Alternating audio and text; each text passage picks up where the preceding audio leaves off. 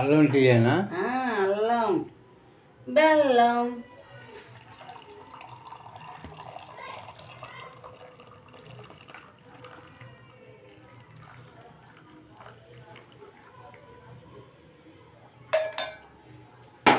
దీంట్లో పోసేసుకుంటే ఈజీగా ఉంటుంది. కప్పులు పెద్దవి కదా, స్టీల్ కప్పులు, అందుకే ఎంత తాగుతున్నా అయిపోతుంది. చాలా చాలా ఉన్నాయి. సరే టీ చేసిరా, ఏమవుతుంది?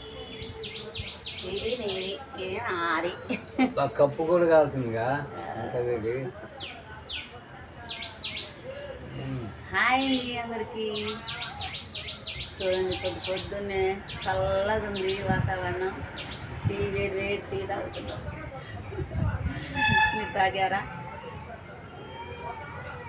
తాగితే కామెంట్ చేయండి. మేమైతే ఇప్పుడు టిఫిన్ చేసేది ఏం లేదు, చర్చికి వెళ్ళాలా.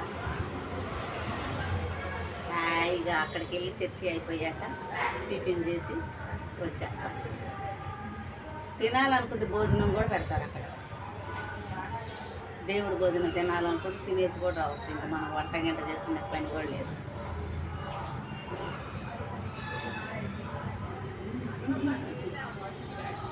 ఓకేనా? బాయ్.